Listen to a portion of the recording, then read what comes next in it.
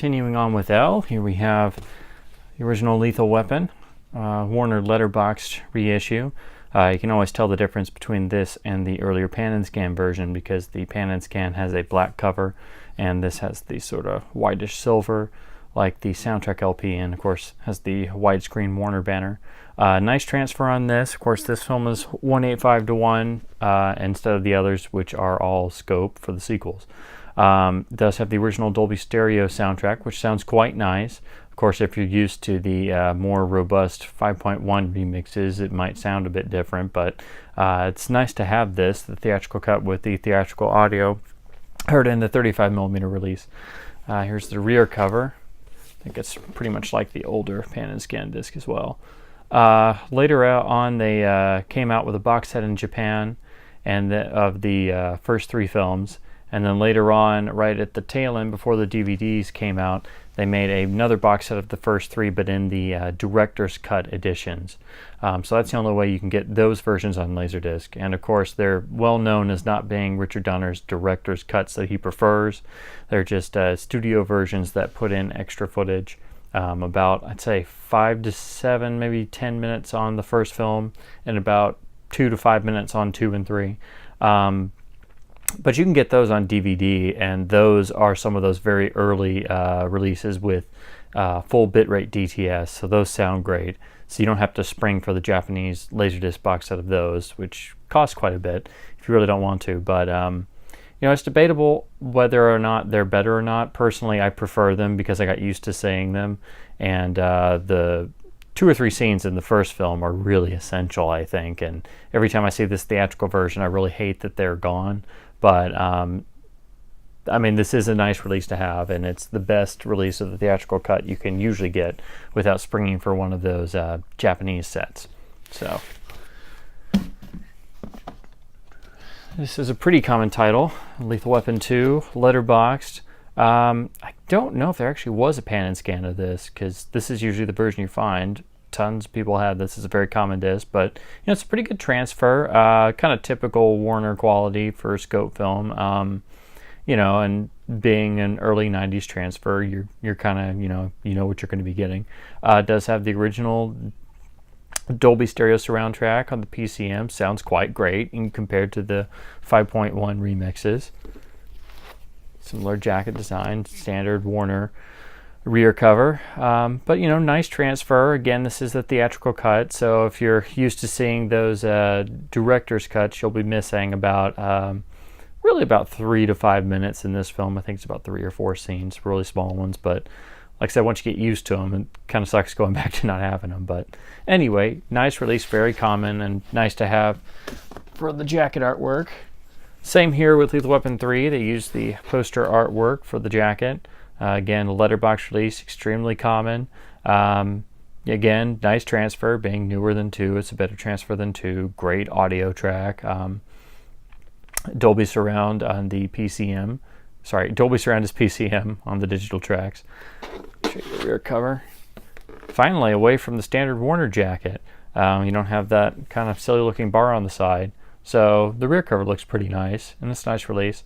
Unfortunately, this does have a tiny amount of rot for one sequence. Some copies are known to be rotted, but usually not to a major degree or anything. So you'll have to check a copy if you find it. I know the LDDB lists it as a possible candidate, and when I spun this copy up, there was one scene that had some snow and noise and stuff, but it wasn't bad. It was just for about maybe about a minute or so. But it's all in all a nice transfer, and the audio even holds up with the later DVDs and the Blu-ray, so Lethal Weapon 3. I don't have Lethal Weapon 4. It's usually a little harder to come by, but I hope to pick it up at some point. Moving on, we have Mad Max 2, or here in America as it was known, The Road Warrior, Warner letterbox release from the mid-90s. This release is kind of harder to find, it and Thunderdome, and its letterbox versions. These were both the basis for the DVDs because they were very early flipper discs. I mean, sorry, not flipper discs. They were very early snapper case discs, and also had a pan and scan copy on the flip side, which sucked, but you know, if you wanted to preserve how it looked on VHS in terms of being pan and scan, well, there you go. But anyway, so the DVDs are pretty much the same as the Laserdisc, except I want to say I think they bumped the sound up to 5.1, so you do get that benefit. But anyway, this is a very nice release to have because it has the iconic still artwork of Max standing in front of the desert wasteland. I'll show you the rear cover. This is a very nice transfer. If you've ever seen that old DVD, you'll know what this looks like. Just imagine analog with slightly different looking color. It does have the original Dolby Stereo mix as PCM on the digital tracks, which sounds fantastic and mixed the way it should. But the interesting thing about the important thing about Road Warrior on earlier transfers is only on this Laserdisc and the first DVD do you get all of the color timing that was on the original release. So the desert sands are actually red and the skies are deep blue, because when they made a new HD master for the Blu-ray, somebody somewhere neglected to do that same color timing. And the cinematographer has been, quoted as saying they had to go to the lab a whole bunch of times to make sure the interpositives and the prints were processed enough and color timed correctly. They had to keep going back and adding more saturation and stuff, because when they shot on location, the desert didn't really look all that post-apocalyptic. So that's why the Blu-ray, everything looks much brighter. It doesn't really have the same grit to it, and all the desert sands are no longer red. It's like plain white sand, and the skies are clear light blue, and it looks very strange. Not saying that this or the DVD are perfect, but this is much closer to the intended look. Plus, it has the original Dolby Stereo mix. But that's why this release is very important to have, and it's kind of tricky to get this in Thunderdome these days. For some reason, these aren't as common as some of the other Warner titles. And of course, now it's time for Thunderdome. Same thing, beautiful usage of the original poster art on the Laserdisc jacket, letterbox copy, the original Dolby Stereo mix, PCM on the digital tracks. Looks and sounds fantastic, just like Road Warrior. And again, if you've ever seen the early Snapper Case DVD, it's the same transfer as this. So, but this is nice to have that original track and PCM, and actually is a great Laserdisc, just like Road Warrior. That's the benefit of getting some of these films finally coming out in letterbox years on into the format, because earlier on all we had were pan and scan, analog only discs. There is a Japanese Mad Max box set. It's very sought after by collectors, can be very expensive, but I don't really think it's much benefit over Road Warrior and Thunderdome on the North American copies. And with the original film, the reason why I don't have it is the Image release only has that infamous American dub, because they thought us Americans couldn't understand Australians speaking English, and I can't stand that track, so I just stick with my DVD and MGM Blu-ray, because that was the first time you could actually hear the original Australian mono in the United States. So that's Mad Max. But that Japanese set does have beautiful packaging, so if you're really after that, don't let that discourage you. Next, we'll move on to the Pink Panther series. This is the older 20th Century Fox pan and scan CLV copy of the Pink Panther. The reason I picked this up, I found it pretty cheap, and I heard a rumor that there was a original stereo mix that was on here, or some type of mix with stereo separation. The Pink Panther is actually filmed using Technorama cameras. And so there's been some discussion whether or not it was designed to have 4-track stereo surround, or it was just mono, or it had a stereo mix somewhere. And so I picked this up out of curiosity, and of course, being a very old pan and scan transfer, it's not really the greatest, but it actually holds up pretty well. The print transfer actually comes across very nice and has very saturated color. But in terms of the audio, I really couldn't tell much of anything due to all the hiss and noise and all the fun stuff of having analog audio on a much older disc and then having to engage the CX noise reduction.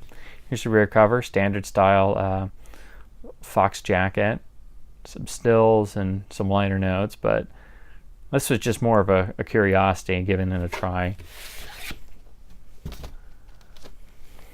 There's the letterbox edition from MGM. This is a very nice disc, great transfer. It doesn't have all that extreme saturation of the older pan and scan copy, but it looks outstanding. And when compared to the DVD, it's practically the same element used. And of course, it has the original mono track in PCM, and sounds better than any other home release. The DVDs were, the DVD mono is fine, but of course it's lossy, and the Blu-ray mono on the new Shout Select release is boosted, just like all of the other mono tracks of the MGM owned films on that set.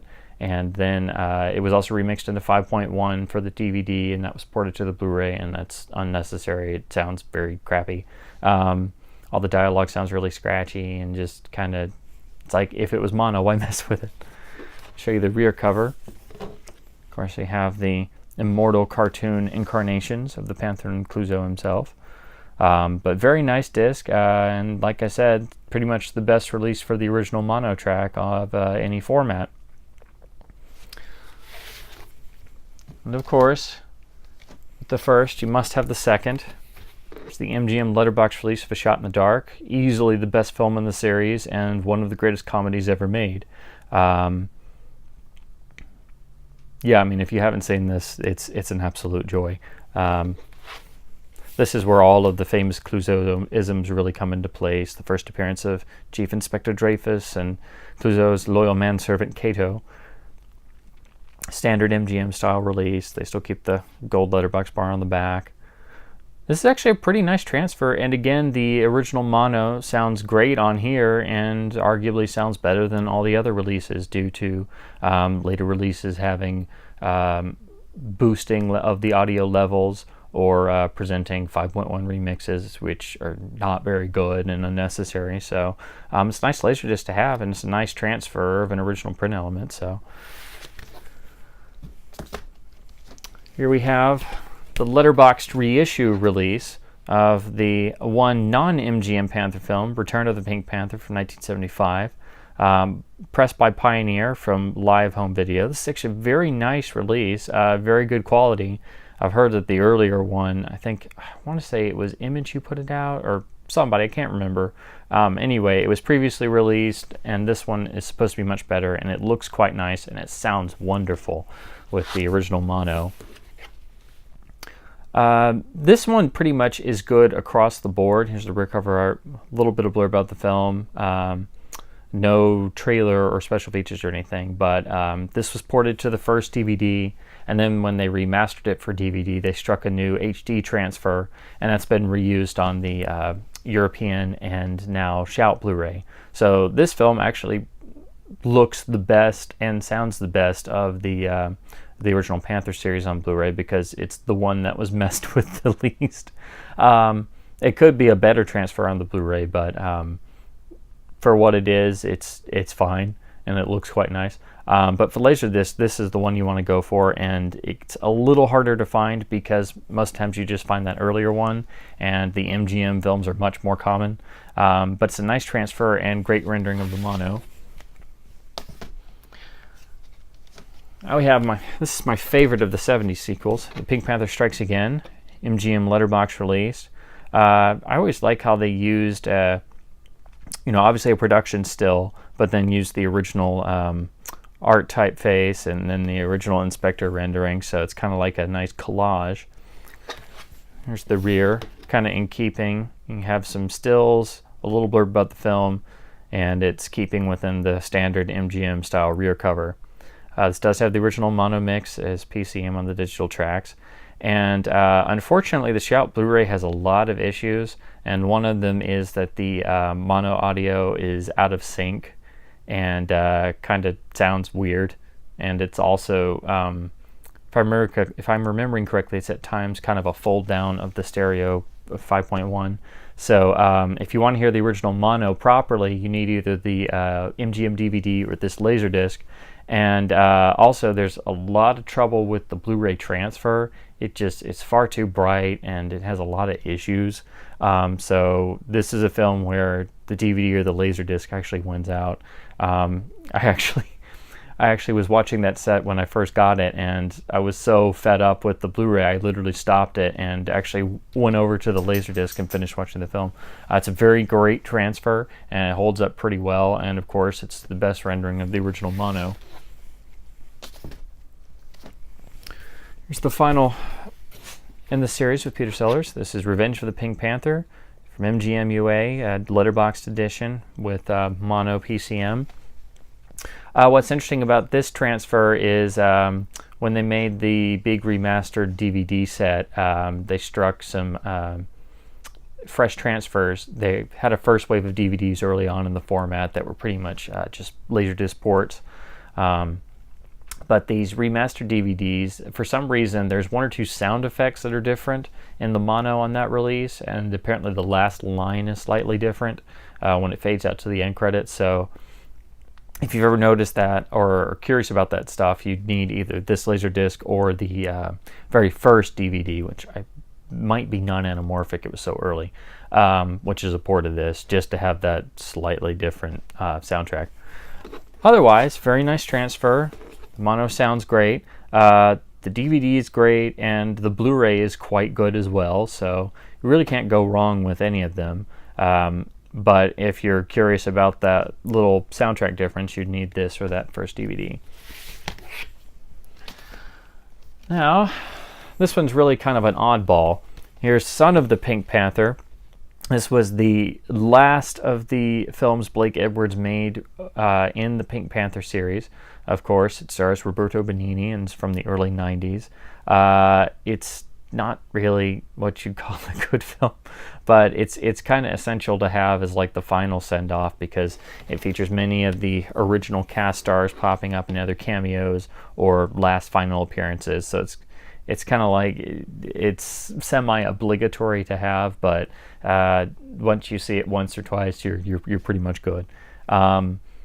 And that's not to say that it didn't have potential. It's just it doesn't really ever amount to very much. Still, it's a very nice Laserdisc transfer, and I believe the DVD was a straight port of this. It's now out on Blu-ray, which is a decent, well put together Blu-ray if you're really a fan of this film. The Laserdisc isn't too common because I don't think they made too many because this film kind of came and went really fast and got pretty bad reviews. But it looks and sounds nice. Has a Dolby Surround track on the PCM. Dolby Surround track is PCM on the digital track. So, and the rear cover looks nice. So when I found it for cheap, I figured I had to have it to complete the set. Here we have a very good common title. Here's Speed, well known amongst collectors for being in almost every bin you flip through. This is the original letterboxed edition. Of course, has the original poster artwork, which looks great on Laserdisc. Got a THX mastering stamp. As far as the audio, this is the first release, so it only has a Dolby Surround track on the digital track. So it's PCM, you matrix that back out, and it's a nice, robust sounding track in your home theater, even though it's not 5.1. But I do think it might be it's probably a remix of some sort, because I got to see a 35mm print of this not too long ago at an art house, and the 5.1 went out, and on the Dolby 5.1, which is very common on prints, and it goes back over to the Dolby Optical SR track, and they sounded exactly the same. Huge, forceful, robust, and you can tell why it's such a great mix very, very quickly, and it blows the pants off of most modern films. But anyway, then when I spun this up again, it just doesn't quite reach those same heights, and the Blu-ray pretty much sounds identical to what I heard in the theater, the lossless 5.1. So this is a very good sounding disc, but there are other releases that do sound better. However, this is what you commonly find. It's a very nice disc, good transfer, good sound, no special features or anything. But if you're patient, you can eventually find this release, which looks practically identical. The catalog numbers are almost identical. The front cover is identical. Letterbox, THX mastering stamp, Fox, everything. But the difference is This release actually adds a Dolby AC3 5.1 track, and it does sound fantastic. It does sound better than the 2.0. So pretty much this is the exact same disc, the exact same transfer, pressing, everything as the very common original release, but this adds the AC3 track. And kind of as a head scratcher why they didn't include AC3 to begin with, but I guess because the film came out in '94, it came out on Laserdisc before AC3 got launched with True Lies and Clear and Present Danger.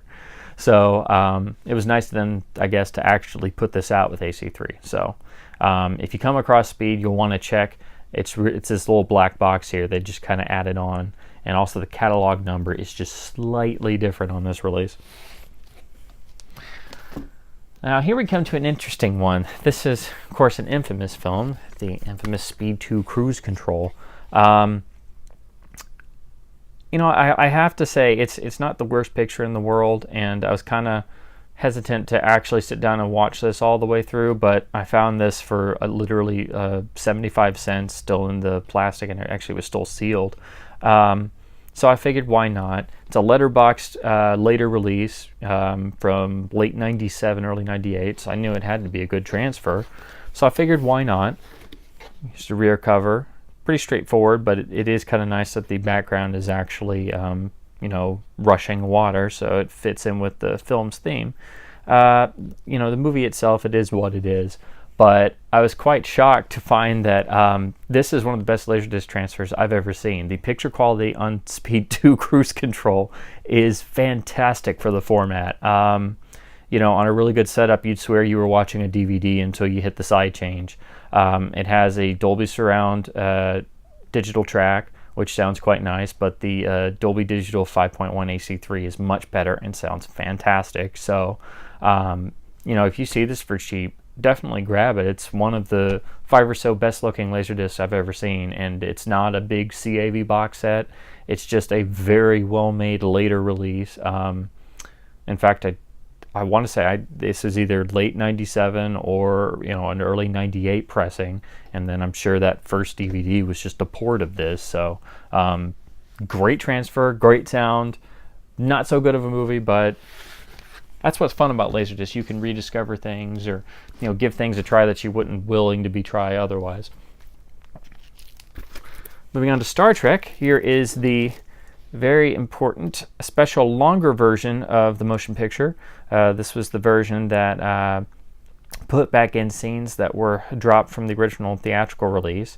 This has pretty much been supplanted by the director's cut that was prepared for DVD. You could see these scenes on later various DVD and Blu-ray releases, but if you want this original cut on Laserdisc, this original longer version that a lot of people grew up with, you'd need this one. Very nice, even though it's a typical Paramount design. Uses the original artwork very, very well, and the stills very well. Kind of does have a classy look to it. Unfortunately, this release is rather rot prone. I've spun through this, and there is a little bit of speckling here and there, but I didn't run into any full rot spots. But it's also pan and scanned, so you have to live with pan and scanning of a scope film, and that can run into rot, and it has analog only sound as well. So this is really just for completion purposes, or if you're a really, really big fan of this cut, the special longer version cut of the motion picture. And I was picking up the various Star Trek discs, and this was in such good shape for a cheap price. I figured might as well just have it to complete the set.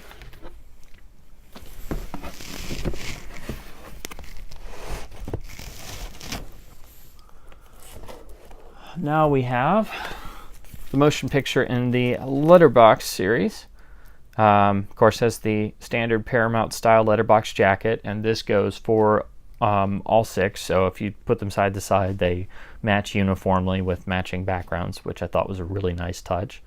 Of course, this is a 235 scope, and it has a Dolby Surround mix on the digital tracks. I'll show you the rear cover. Again, kind of standard Paramount design, but I like how the whole jacket remains black.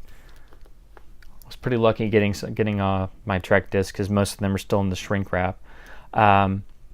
What's great about this, though, this is another Laserdisc that has a fantastic transfer. Even though it's an older film and it's a disc from the early 90s, it's a fantastic transfer. It's easily the best of all 6 original series Trek films on Laserdisc. And the soundtrack is stellar. Of course, this film also came out in 70 millimeter with a 6-track magnetic audio. That was also Dolby, so Dolby 70 millimeter.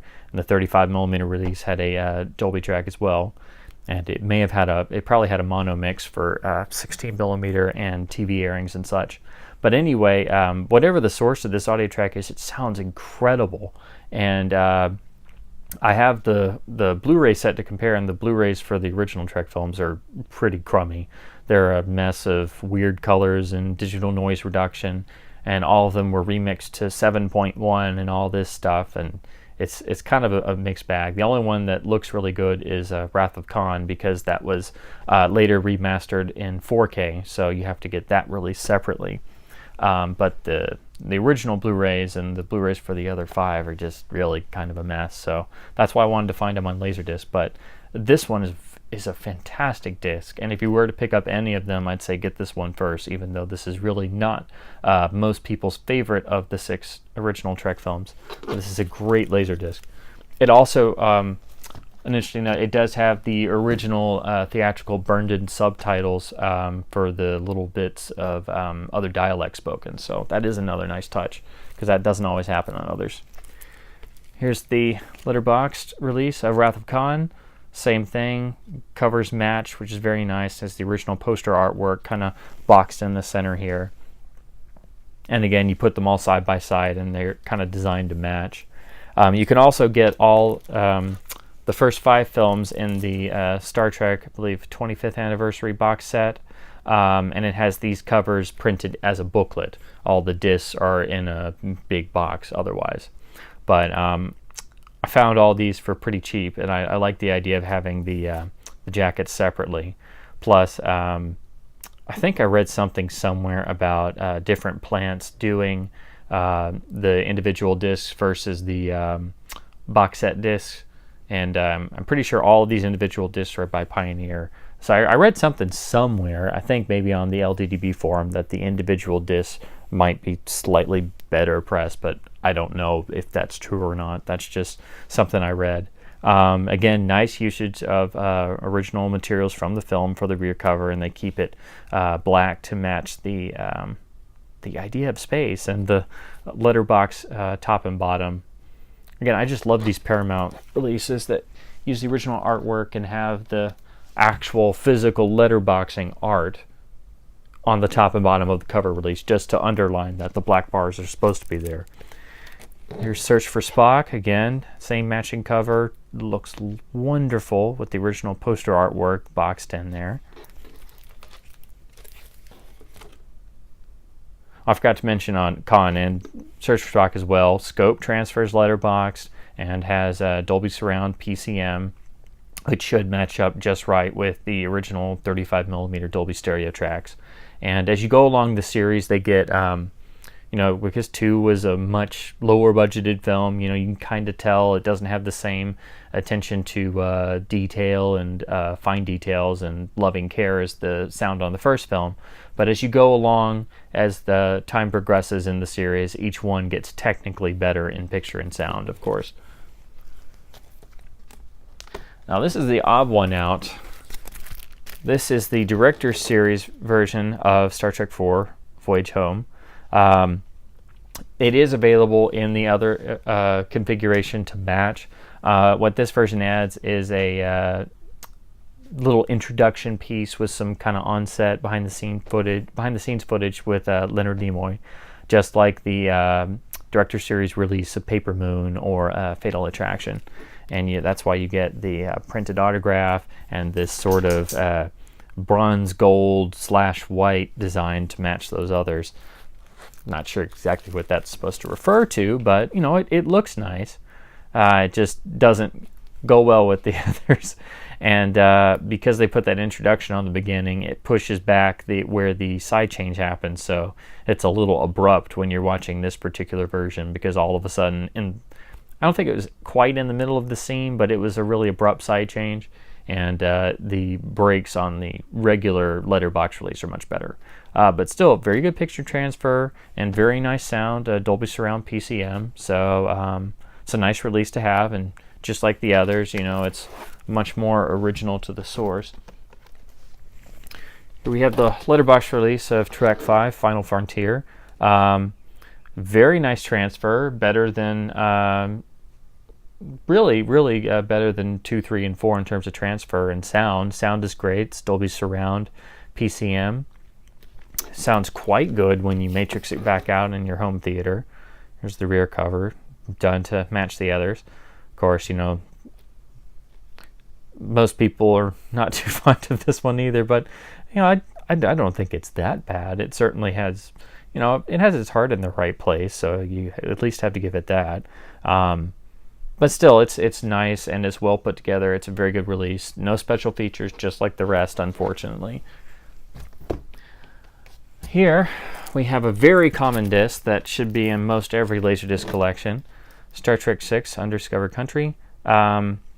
It's very common to find this in the bins, and has a very good transfer, and it's got a fantastic audio track. It's Dolby Surround PCM, but this film was also the first film to test Dolby 5.1 AC3 on certain theatrical engagements. So they did make a 5.1 mix to test in a few test markets and stuff, and that was 1991. And then the next year, the first film that actually played in Dolby Digital 5.1 for the first time was Batman Returns. And that only played in about 10 or 15 theaters worldwide, because only 10 or 15 theaters at the time had the necessary Dolby Digital equipment. So even that film, 99% of people heard the Dolby Stereo SR optical track. So that's why it's nice to have this release. This is a special longer home video version. Nicholas Meyer, the director, put back in some scenes and such, and it's also at a slightly different ratio. I believe it's opened up a bit to like a 2.0 to 1 or something, because I think this was shot Super 35, which can let you play around with the aspect ratio on home video. It's also, the image is shifted up a little bit, if I remember correctly, to accommodate some of the alien subtitles in the bottom letterboxing area. Here's the rear cover, kind of like the director's series, where you have the kind of split right down the middle in terms of background. But it's a very nice disc, and it's very common, and you should definitely pick it up if you like this series, and you'll come across it in practically every other bin. And I just love the poster artwork. It really comes off the front cover well. They used the whole space instead of having it centered, so it matches the other 5, but it also doesn't at the same time, which can be a little frustrating. Here we have Star Trek Generations. Very nice release, pressed by Pioneer. Got a THX mastering stamp on it. Very nice transfer. Very lovely sound. Does have Dolby Surround PCM, which sounds wonderful in the home theater environment when you matrix it back out. I don't believe this has an AC3 track. Scratch that, it does. I couldn't remember for a second. I had a brain fart, I guess. It does have an AC3 track. I did do a little bit of comparisons, and the Dolby Surround and AC3, it's the same mix pretty much, but of course the AC3 has the better distinction due to having discrete channels and stuff. So if you like this film, this is another very common disc you can find for nothing, and it's a good transfer. Even though it has the THX stamp, a lot of times they just spot check stuff, and stuff could still have mistakes even with the THX stamp on it. So I know the DVDs were kind of problematic with some edge enhancement and stuff. There isn't too much of that in this transfer, but for a 1994 film, you'd think the picture quality could be just slightly better. But still, all that aside, the packaging is lovely, and it's a very nice transfer.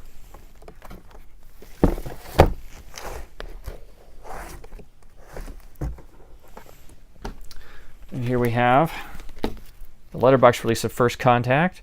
Again, THX mastering, Dolby AC3, also with a Dolby Surround 2.0 PCM track. Very, very, very good Laserdisc transfer. Of course, this is getting closer to the end of the format where they really had worked out everything, and you started getting some really stunning picture quality transfers. Nothing in the way of special features. It's a pretty, it is bare bones, but it's a nice disc, and for a later release, it's a little harder to find than Generations, especially, but it's definitely not as hard to find as the next film, Insurrection, which gets to be quite expensive. I guess they maybe only made that one in limited quantities, because every time I see it on eBay or something, it goes for pretty high prices. And of course, the closer you get to the end of the format and when things are real late releases, then they get much more expensive because they made less and less batches because DVD was already coming in. But this is a very nice disc, and you can get it without having to pay too much for it. And again, pressed by Pioneer, so you can never go wrong with a Pioneer pressing.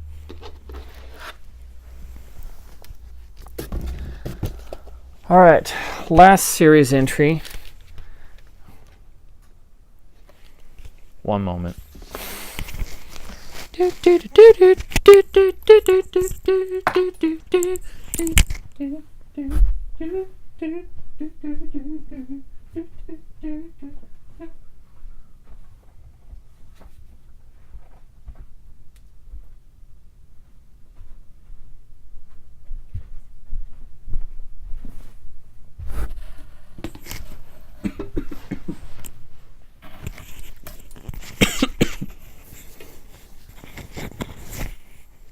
Let's try this again.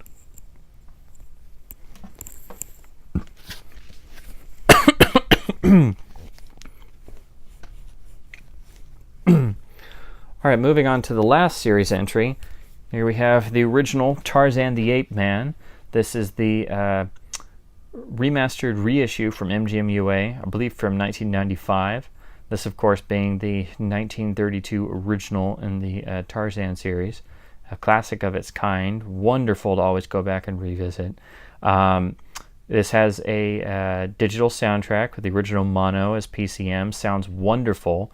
The print itself is a little worn, but it's the same transfer they used for the DVD, and the DVDs of the Tarzan series are pretty much out of print, so the Laserdisc can be had for far less than what the DVDs go for, and it's the same transfers for all of them, all of the MGM films, and the sound is better because it's PCM.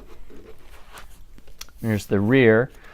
In terms of special features, you get some vintage MGM promo trailers, sort of a mix of MGM promotional materials and trailers, and it's actually on several of the other Tarzan films. Actually, no, I take that back. This has the original trailer, and it's the later films in the box set that have that. Sorry.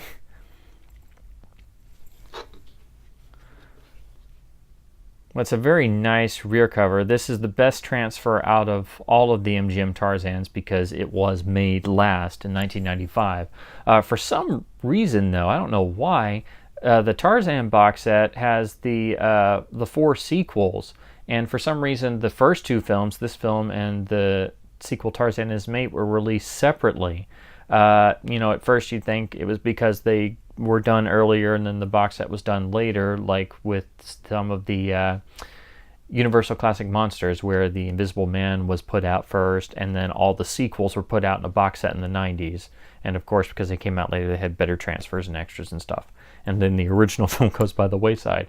But this actually came out last, and Tarzan and His Mate came out first, so I don't know why they didn't include these 2 films in the box set, but still, this is the best release on Laserdisc for the original film, and like I said, the DVDs are out of print, so this is a nice release to pick up, and these are not very commonly found. It took me quite a while to find all of them, and I was quite lucky. Somebody was selling these 2 in the Laserdisc Forever group, so... Now we come to Tarzan and His Mate. Like I said, this is a MGM release. It's from I believe, 91 or 1990 or so. So it is the first Tarzan film to come out on Laserdisc with digital sound. The original mono is PCM. What's great about this is this was the first time you could get the uncensored pre-code version of the film. When the film was prepared, it went through the Hayes office, and they objected to many sequences in this, sequences of death, exposed corpses, blood, native attacks, and most infamously, they objected to Jane's rather skimpy outfit and the scene where she loses said outfit and has a nude swim with Tarzan underwater. So all that went immediately out, and all the reissues and all the early video versions were this shortened down, super trimmed version that had all these little tiny edits all over the place.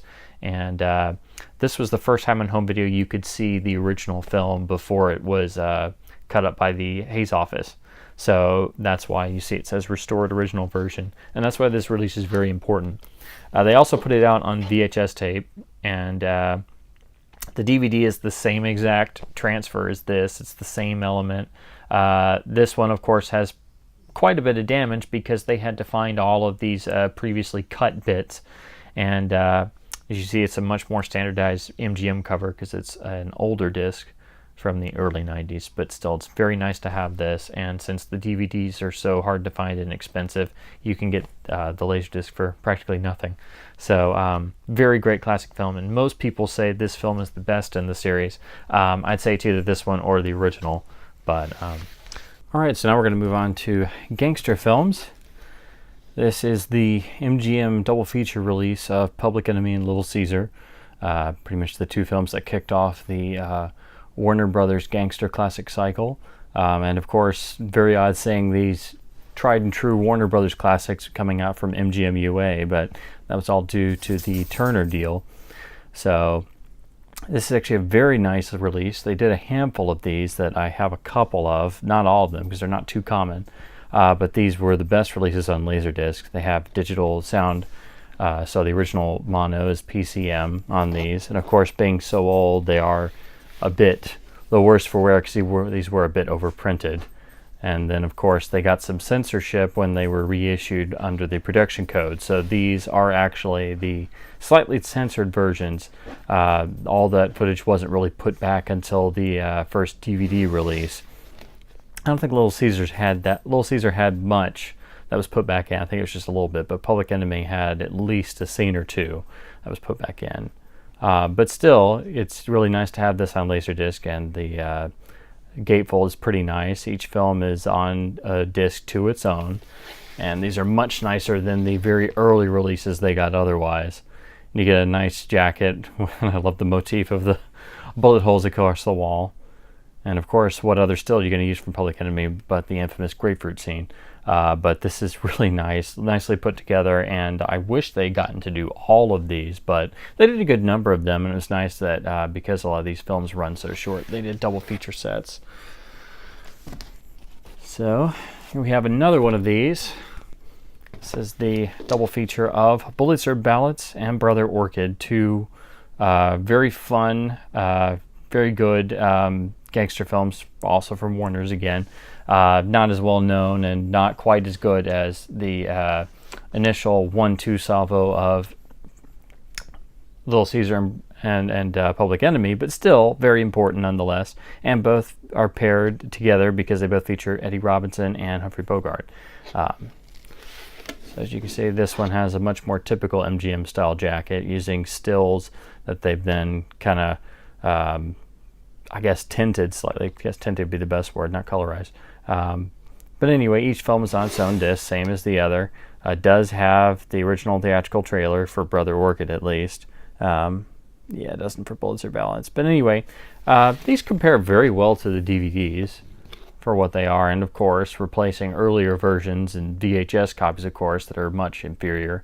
Of course, this has digital sound, so you get the original monos PCM. And they're fun. So yeah, these are in much better shape than the earlier ones. These weren't printed nearly as much because the others were printed almost to death.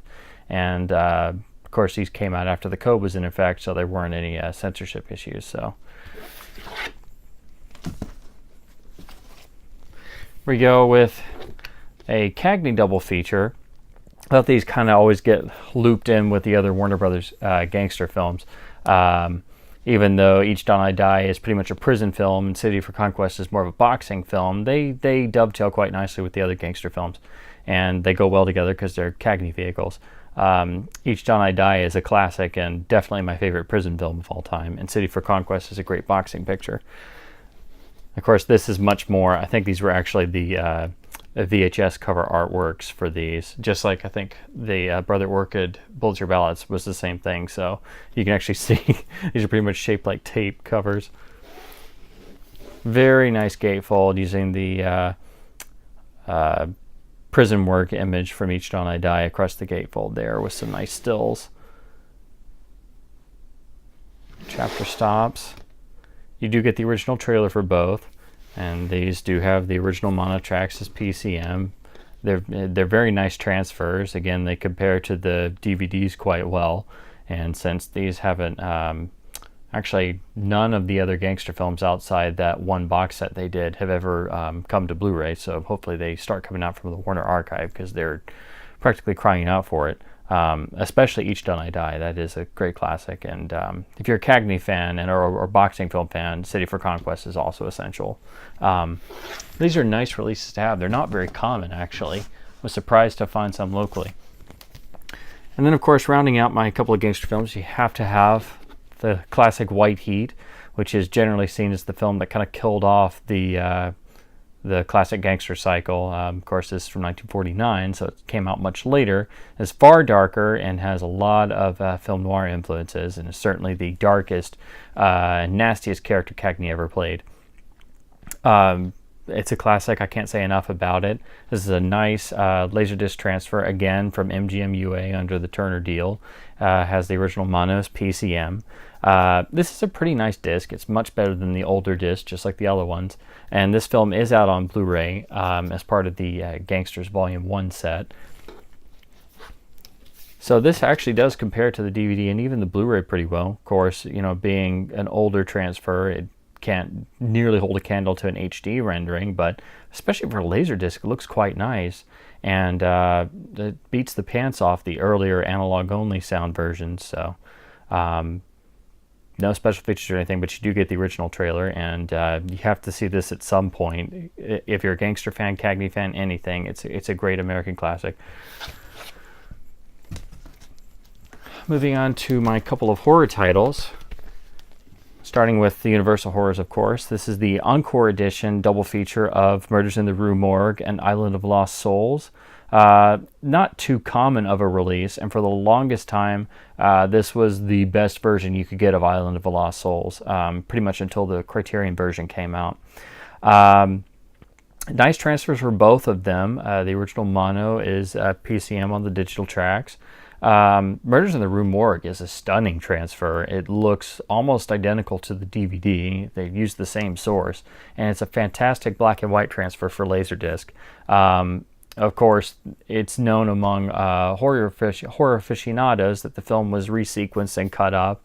So, of course, it's still the same, about 75-minute version everybody knows, and it's kind of a messy film, but it has its pluses, and Lugosi is wonderful, and the direction is very expressionistic, and you can kind of see what the director Robert Flory's version of Frankenstein would have been like, because originally he had been supposed to direct Frankenstein, and of course directed the infamous test sequences with Lugosi and a very unimpressive monster makeup.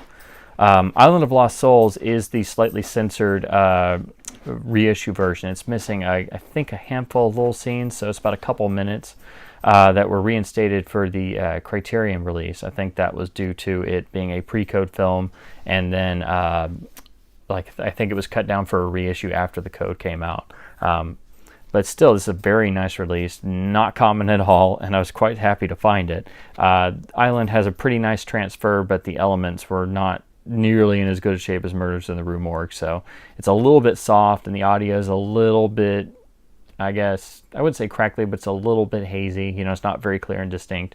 And of course, Island was originally a Paramount film, so I can't remember exactly how the rights reverted to Universal. It may have had to do with the various remakes and other versions they did of Island of Dr. Moreau.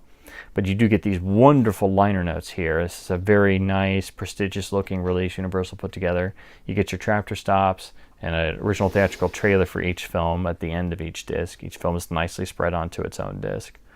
But this is a lovely encore edition. It's probably one of my favorite ones. You can tell they actually put some time and care into this one, and this came out in at least in the mid-90s, because you can see this is when they were putting more time and care into making these. And of course this has digital sound, whereas earlier ones did not, which is unfortunate with a lot of the classic Universal horrors not getting really nice later 90s transfers outside of some really rare Japanese releases.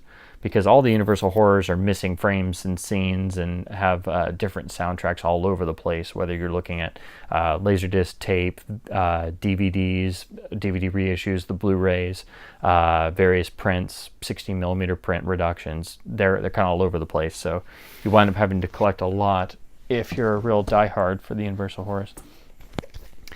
We have the encore double feature of House of Frankenstein and House of Dracula. Pretty much the films that were about the death knell of the classic horrors before Abbott and Costello came around. Still, they do have their fans, and they do have their historical importance. And again, this is one of the few that some of the few Universal horrors that got digital sound and a nice later pressing on Laserdisc. So I had to have it. Again, you get a wonderful gatefold using original artwork, and you get some good liner notes. Get theatrical trailers, but no special features, unfortunately. Here's the rear cover. Pretty much the same design, but this is a really nice transfer for both of the House films. And if you're fans of the later Universal horror sequels and you like to rewatch the cycles all the time, this is a great release. Just like I think the only other releases of the Universal horrors in the States that got good later issues with digital sound and stuff are the Mummy and Invisible Man sequels that got box sets. And then I also believe there was another double feature of Dracula's Daughter and Ghost of Frankenstein that was made at this same time. But other than that, you're back to old encore editions with analog sound. Speaking of which, here is the encore analog release of The Mummy, the 1932 Universal masterpiece. That's technically a remake of Dracula, just moved to Egypt, but you still love it. And you get the wonderful usage of stills into a semi-poster. I don't think this was an original poster. I think it's a collage, or maybe it was used on some lobby cards. And of course, this was used on the original, on the VHS release of this era.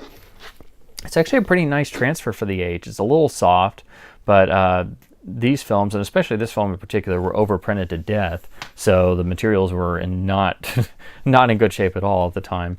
But all that considered, this is a very nice transfer, and the audio is pretty darn good for analog. And this film's always kind of had a histy audio track from, I guess, the elements that survived. And of course, the film was cut down at the last minute and has had some snips all over the years, probably some from code reissues later on. They'd always get their scissors out and start trimming anything that came before the code came into effect in 1934, really. But this is a very nice release, and you can get this one for pretty cheap. And if you're a huge fan of this film like I am, you know, this is really the only release you can get of this in the States. There were some really great, very, very late Japanese releases, but those go for huge amounts online. Next, we move on to the masterpiece that is James Whale's The Invisible Man.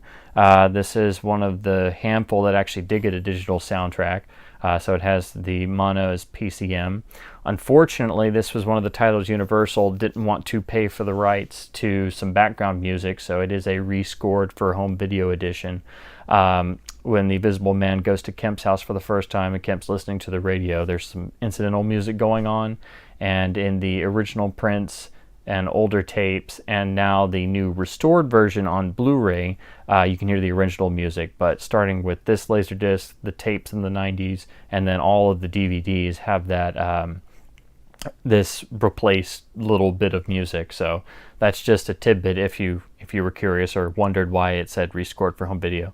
So I believe it's just that one little brief piece. I don't think anything else was changed. But other than that, it's a very nice disc, very good transfer for a film that, you know, the elements were not in good shape. And when they did the restoration a couple years ago, they had to do a lot of work, especially due to the very intricate optical and visual effects work that they had to do in order to make the Invisible Man a reality.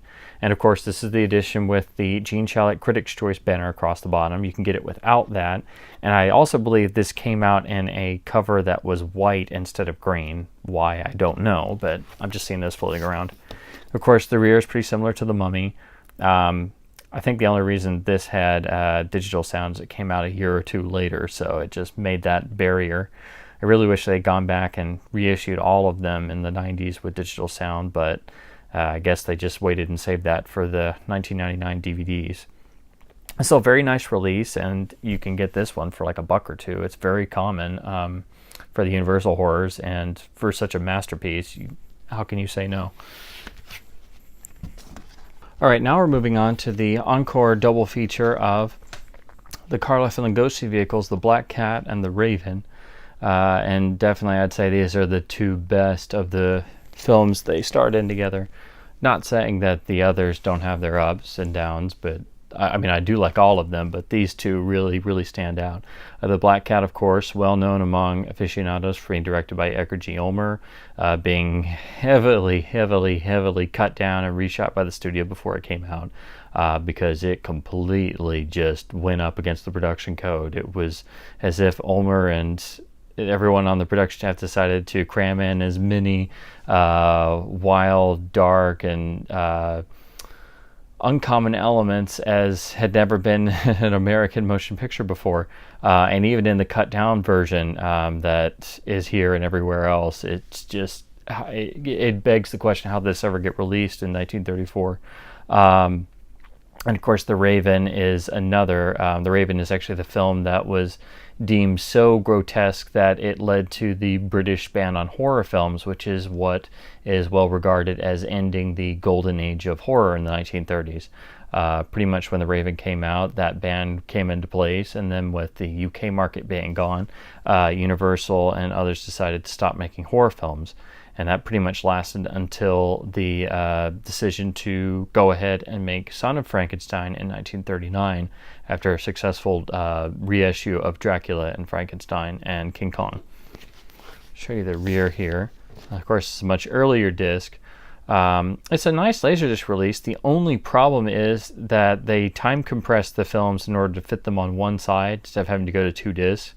And I think they realized that was a mistake, because after that they stopped that and just would put out a double disc encore set and a double feature, or just go to single films, because these films are each a little bit over an hour. And I mean, the time compression isn't really, really bad. It's not super heavy, but it's still there and it's still regrettable. So if only there was a way to play these slowed down or anything, but you're better off sticking with the DVD versions if you're a stickler like that, as I am. I got this in a lot of discs, and it's actually a nice transfer otherwise. It is analog sound only, but you know, for these films that were printed quite a bit, you know, they're in pretty good shape, and certainly miles ahead of the VHS releases. But unfortunately, you do have to deal with the time compression on that and on this, and it's something to be aware of. Unfortunately, I only have one Hammer horror title on Laserdisc, but it is a very good one. This is The Revenge of Frankenstein, the second in their series, and arguably the best of all the Frankenstein films, and a horror classic. This is a Sony Columbia release. That aside, it doesn't have any rot issues, so that's pretty good. This is one of the Hammer titles you can actually get for pretty cheap. It's not quite as rare as a lot of the other ones. A lot of the horror titles go for premium dollars, as I'm sure a lot of you collectors are very well aware. Here's the rear cover. You do get some liner notes and such. What's interesting and important about this release, this is a 1:3:3 aspect ratio transfer. This film, like the other Hammer films, at least in the initial period, and especially the one shot by Jack Asher when they started making their gothic horrors, were intended to be shown widescreen as far as all the documentation and other transfers and screenings suggest, but the ratio is quite a bit of a debate, with films on disc and in projection being shown at anything from 133 to 166, 178, 185, and then some later films at 2.0 and such. And then eventually Hammer, you started using Technoscope and making various scope ratio features as well.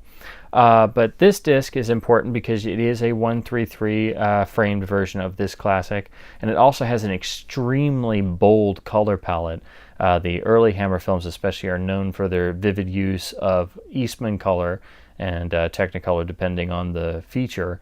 And Jack Asher was well known in these films for using colored gels and really painting with colored light, even on these very modest budgets that they had. And every other transfer of this film is much more of a subdued color palette.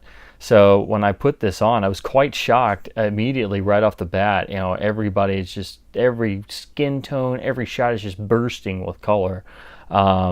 Almost as if, your TV saturation levels are jacked super high or something. So that's why it's important to have this. It does have the original mono as PCM. It does have a little bit of noise in the track, and the film print used does have, some scratches and tears and such, which is expected, but nothing bad at all. It's actually a quite nice transfer, and it's nice to have a release that has some more color to it. Whether or not that's technically accurate is really up for debate, as is most of Hammer films and technical questions. It's really you have to start digging and do tons of research. I know myself, I've done way too much on some of my favorite Hammer films, but that's why it's important to have this release. And unlike a lot of the other ones, you can get this copy for pretty cheap, and it doesn't really have any rot issues, so that's always nice for a Columbia disc. My last horror title is a double feature of some of the AIP Poe-related films with Vincent Price. This is an HBO Video Image Entertainment release. This is a double feature with digital sound, so you get the original monos, PCM. This is an earlier release. Eventually they started doing some later ones, and then I think some changed over to being done by MGM. Some were done by Image, and then some were done by Orion as well. So they kind of hodgepodged around because some of these films, the rights were a little more complicated. Some were co-productions and such. These are later on in the Poe cycle, really. Comedy of Terrors is the second comic film in the Poe series, the first being The Raven. Both of these were done after the success of the comic segment of the three-part anthology film Tales of Terror. The Oblong Box is one of the later Poe films that really has very little to do with Poe other than the name. But this is a pretty rare release to find. I was quite excited and happy to get a copy of it, but unfortunately it's pan and scan for both films. Pretty much all these films came out in pan and scan first, and then eventually and very slowly started making it to getting letterbox releases later on, and those are even rarer and harder to find. But then pretty much all of those got ported to DVD in the same transfers. So if you've seen the DVD transfer, you've probably pretty much seen what the Laserdisc looks like. And unfortunately, only a handful have really made it to Blu-ray. But I'm such a big Price fan, I couldn't turn this down. And all in all, even though they're pan and scan transfers, they look and sound pretty good. Certainly better than when I first saw a lot of these on tape, pretty much in the same transfers. And a lot of them had this same kind of, they would have a cover outline like this, and then the art in the center on the Orion tape releases. So that's pretty much how I first saw all of the Poe films, and all pan and scanned, unfortunately. And of course, some fare better than others, but like saying Mask of the Red Death and pan and scan is just a travesty, or House of Usher, the ones that really use the scope framework brilliantly. But still, this is a nice release, and any price on laser is great, and it's not very common to find, so I was quite happy to find it. All right, so now we're going to move on to my Western Laserdisc. I have much more of these than I have horror films, because horror is pretty much the most collected genre on laser, I would say. So we're going to start out with my Robert Aldrich Westerns. This is the 1954 Western classic Vera Cruz, deluxe letterbox release from MGM UA. It has the original monomix PCM, so you get a nice digital track. This is actually a very nice release. They must have had to go pull an element, because this actually starts with the old Super Scope logo, and that has been removed on all the later releases. And this film was shot in Super Scope, which was a process that, well, I shouldn't say shot in Super Scope. Super Scope was essentially the poor man's cinema scope, where you shot your film normally, and then you could mat it to like a 1:8:5 ratio, and then Super Scope was a lab process that would then basically do like a fake anamorphic stretch and give you a wider ratio of 2.0 to 1. And if you were careful, it could look pretty good, as this film does. But if you weren't, or if it was slapped on the end, like what happened to Don Siegel's Invasion of the Body Snatchers, it just looks weird and can cause some distortion and stuff. Unfortunately, that film has been stuck in the Super Scope version ever since its release. But Vera Cruz actually looks quite nice, and it's actually very interesting to see that original logo, which honestly I'd never seen before. I didn't know they had one. So if you're interested in formats, or you've heard of Super Scope, or you want to see what that looks like, I think it may be on YouTube somewhere, but if you want to see what it looks like in a transfer, you can get the Laserdisc of Vera Cruz. Let me show you the rear cover. No special features. You do get the original theatrical trailer. The transfer is very nice. The element they pulled obviously had been used. The audio is very scratchy. I think they did some restoration work on the audio for the later DVD release, and then the Blu-ray that came out. With that being said, this holds up pretty well, and of course it's one of the classic westerns and broke many, many boundaries when it was released in 1954, and of course was the first western actually shot fully on location in Mexico. So I can't say enough about it, and if you're a western fan, you already know this, or you have to see it. And it's a very nice Laserdisc from MGM. Now this is kind of the flip side. This is Aldrich's Olzana's Raid, also with Burt Lancaster. This film was never really given a fair chance. It exists in two versions, a director's cut and then a cut that Lancaster supervised because they disagreed over the editing process. But this film pretty much only got one or two releases, and it wasn't until a very recent foreign release on Blu-ray. I think it's out in Germany somewhere from like Second Sight or one of those nice labels. But anyway, so before that came out, I was actually really trying to see it because it's very well renowned and it's a very good western, very dark and gritty, and really deserves a better reputation. So in the States currently, this is still practically the best release. There's a couple of DVD releases, but none are very good, and most of them are like this. This is actually a 1.33 ratio transfer. The film was not scope, but it was widescreen, and so you do lose something having it in 1.33. Not as bad as being a pan and scanned scope film, but still, it's a very great film, deserves a better reputation, and this is still about the best release currently in the States. I hope somebody puts it out on Blu-ray over here. It'd be nice if it got a restoration with both cuts available. This is the director's cut. It's Aldrich's cut. It's pretty much available most everywhere. And I think how they release it, Aldrich's cut was released here, and Lancaster's cut was released overseas, if I'm remembering that correctly. They don't really differ a whole lot. It's just some placement of scenes, and just the overall edit is different. But yeah, I definitely recommend this. It does have the original monos PCM, so you do get digital sound on this disc. It came late enough to get that, and it's a pretty good transfer for what it is. And if you see it pretty cheap, definitely give it a shot. It's one of those really great westerns that you only read about in like books of great westerns, or when you're talking to western nerds or something. So there's that. We're gonna move on to Eastwood Westerns. This is the MGM release of Hang 'em High.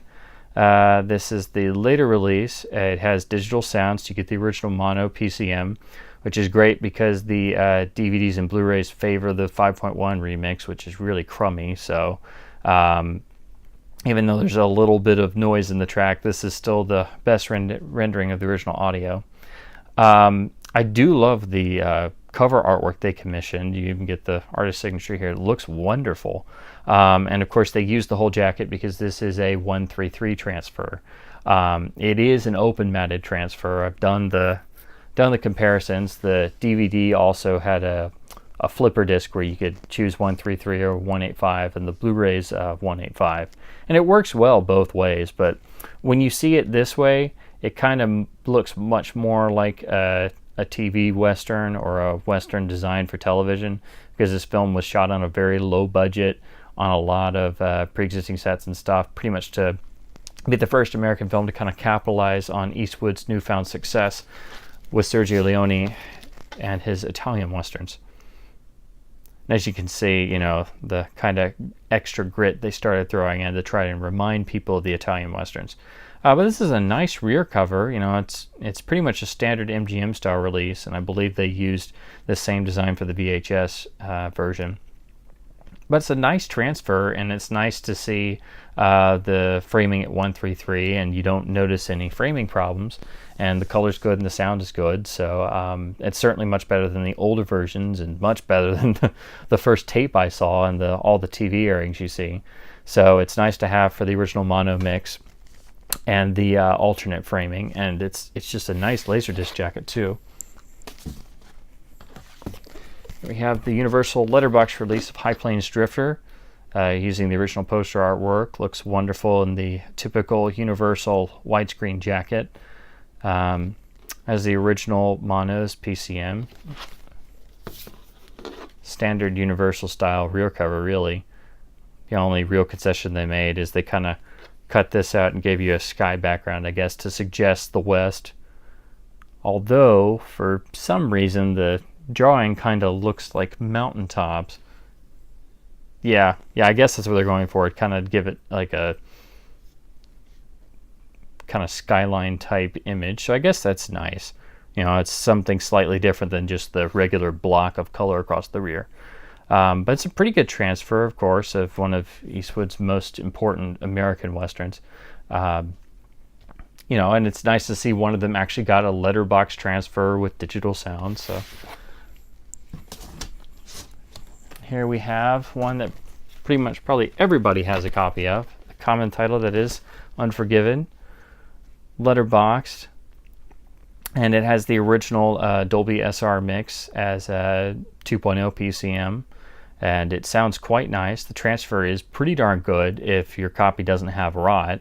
Some copies of this are pretty well known to have at least light to moderate rot.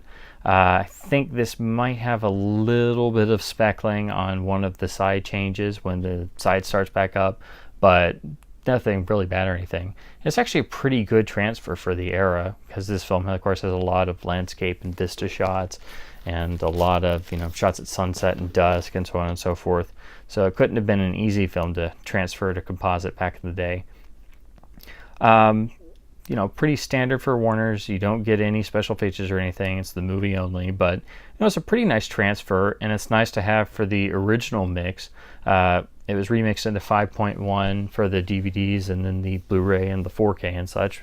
It doesn't really change anything, but I'm one of those people that I like to experience a film completely the way it was theatrically, and so as far as I know, this film did not play in 5.1 in the theaters, so it has a slightly different flavor because it is matrixed as opposed to 5.1, but the picture and sound is pretty darn good, and it's a very common title. You can probably get this for $1 or so. You just want to make sure you get one that doesn't have any rot. Here's my Burt Lancaster double feature from MGM of Lawman and Valdez is Coming. Pretty nice, much later MGM release. Has the original mono tracks, digital PCM, so you get that nice bonus. Actually got this one still sealed. It's lovely transfers for both. You know, these are two later, much lesser known, you know, they're not the greatest Westerns in the world or anything, but they're very interesting and for Lancaster fans like myself, they're pretty darn essential. And these two actually are now coming to Blu-ray. So before that, this was even more important because anytime you can get a Laserdisc that's pretty much the rough equivalent of the DVD release, it's always nice because the laser will have the uncompressed soundtrack. But other than that, it's pretty much just a later, nicer repackaging of new transfers of lesser-known films. And of course, the fact that they came out later, it's a much nicer, eye-popping release. Makes you think it's almost a special edition or something. But I always found it funny that a lot of the lesser films that came out later got better transfers. Speaking of which, here is the old encore edition of Winchester 73, the first of the Anthony Mann, Jimmy Stewart westerns, the first of 5 they did together. And of course, one of the most important and greatest westerns ever made gets a crummy old encore edition release. What's important about this release is it has a special audio interview with James Stewart, and it's essentially a running audio commentary on the second audio track. This is, of course, still very early in the days of commentary, so they call it a special interview. And I was quite surprised and very well pleased to see that it was practically a full-length commentary and practically the only one Stewart ever did. And it's a very good listen. The transfer itself is actually pretty good for an old encore disc. You know, it's definitely a little bit contrasty and washed out when compared to the DVD, and the audio is a bit noisy because it is analog only. But you know, it's a pretty nice release for an encore title, and for such an important western, at least it got a decent Laserdisc release. And if you're really interested in that commentary, it's also been ported to the DVD, so there's nothing exclusive to this, but I just couldn't pass it up when I found it for cheap. But this western should be seen by everyone. It's truly one of the greats, just like all of the Mann Stewart westerns. Speaking of those, here we have the second and fourth of them bundled in this little James Stewart collection double feature, still with the Encore label, Bend to the River and the Far Country. The third film is The Naked Spur, but that was actually done at a different studio and is owned by Warner Brothers, and unfortunately never made it to Laserdisc. But this is actually a quite nice release. Of course, a later encore edition, so you get a fancier package. They've gone with this sort of wood grain background, I guess, to suggest the frontier. You get digital sound, so you get the original mono tracks. You get a nice gatefold with a few liner notes about the films, about Stewart and Mann's collaboration, and then you get the chapter listings. Each film does have its theatrical trailer, which is nice. And both are at 1:33 to 1, which is interesting because Bend to the River was always Academy ratio, but The Far Country was made during the widescreen transition, so earlier transfers are 1:33, and the latest DVD reframed to 1:85, and it's a different experience seeing it matted versus unmatted. And I was quite pleasantly surprised how good this looked, and this also has more vivid color than the later DVD versions. Even the first DVD that was 1:33 has paler color than this transfer does. I think they may have used a different element because both these look very good, but The Far Country looks very different to its later DVD versions. And of course, the audio tracks sound better than the DVDs due to being PCM. But these, of course, are two more extremely important westerns. Certainly not as well regarded as the first, third, and final western that Mann and Stewart made, but certainly just as important. All 5, I think, are some of the most important and greatest westerns ever made, so I can't speak too highly of them. But anyway, it's a nice encore release of those. Unfortunately, The Naked Spur and Man from Laramie never got Laserdisc releases. Moving on to my John Wayne westerns. Here is the Fox Letterbox special widescreen release of North to Alaska. That's from CBS Fox, so it's from the late 80s before they switched over to the Fox jackets. You do get a stereo mix as PCM. I can't remember if it's actually matrix encoded. apparently this film did perhaps get some stereo prints, or it might be one of those Chase surround stereo remixes. But you do get a nice usage of the entire gatefold for your image, as Fox was pretty much want to do with these style jackets. I quite like the images used for this one. It makes this stand out much more than the usual Fox widescreen jackets. And you just get, very simple chapter stops, only a handful of, literally only like 3 chapters per side. And then you get the standard Fox rear.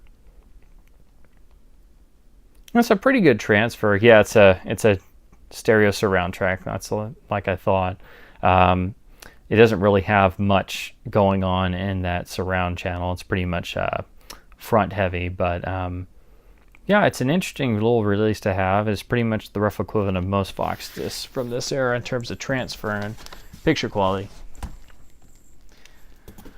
And here we have John Wayne and Kirk Douglas and the War Wagon, a Universal letterbox release.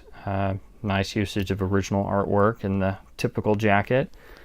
I found this and still in the shrink, I couldn't say no. You do get a digital soundtrack. I believe it's mono. Pretty good transfer too, especially for the age. I think this is a early 90s Universal title, so anytime you get a slightly newer disc, usually means the picture quality is going to jump ahead a little bit.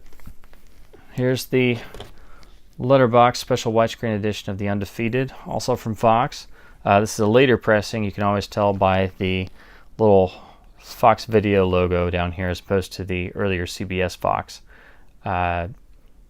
Does have the original mono as PCM, so I believe it's mono, yeah. And here's the rear cover. It does have a gatefold, but I haven't taken the shrink wrap off yet. It's practically an unused shape. I haven't got to spin this up yet and check the transfer out, but I'm sure it's pretty much the rough equivalent to how North of Alaska looks.